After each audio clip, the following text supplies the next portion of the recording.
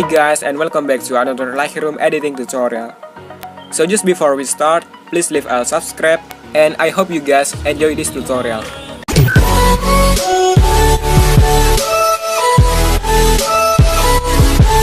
Hey guys, and welcome back to another editing tutorial. In this tutorial, I'm going to show you how to edit moody green using Lightroom. So let's get started. Open the Lightroom app on your smartphone. And I'm going to use this photo of Alvaro as the main picture. I found this photo on Instagram. I have link down below. So today I'm gonna start with light. And I'm going to add some exposure to about plus 0.20. And then I want to the contrast right up to about plus 50. Because you can see in my thumbnail is a really high contrast. And I want to bring down some highlights to somewhere like negative 20. And I want to add some shadows to somewhere like plus 65. Then I want to bring down some whites to negative 24. And the blacks I also bring down to about negative 49 as well. Yeah, this look pretty good. Jump over to the tone curve. We are just going to keep this nice and simple as we always do, creating the basic S curve. And create 3 points here in RGB. So I'm going to bring the whites down a little bit because we want to make in the whites area look faded. And I'm going to cross the black a little bit out to clean off a lot of fade, not too much. And drag down the shadows point a little bit. Then pull up the highlights point a little bit. And now click done.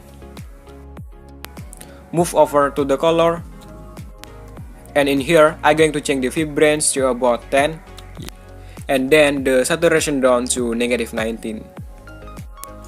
Then we want to hit the mix up on the right and just look at the colors that in the picture. It's just green and a little bit of oranges. And let's starting in the yellow color, and I'm going to bring the hue up to about 20 and the saturation down to negative 80.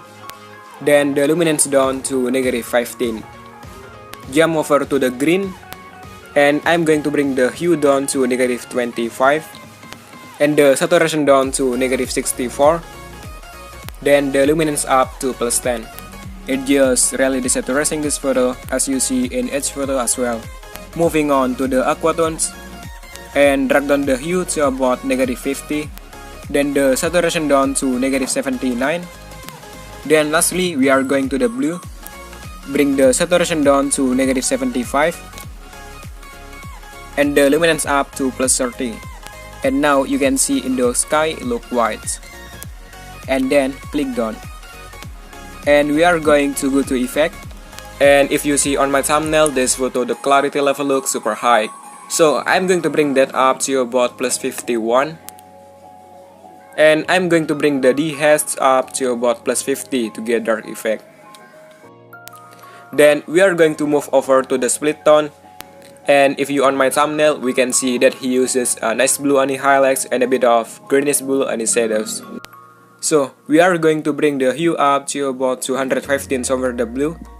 And we are going to bring the saturation of that to about 21.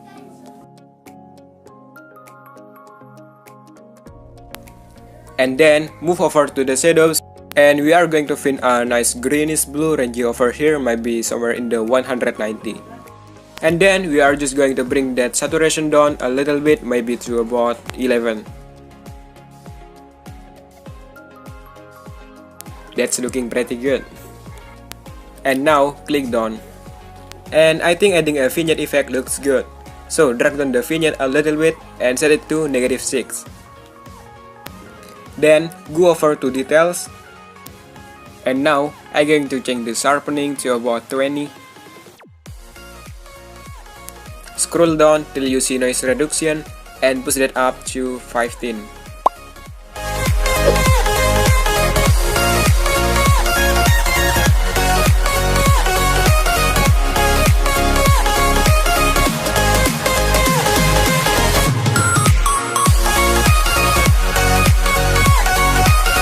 Yeah, I mean it is really good and really close to the look.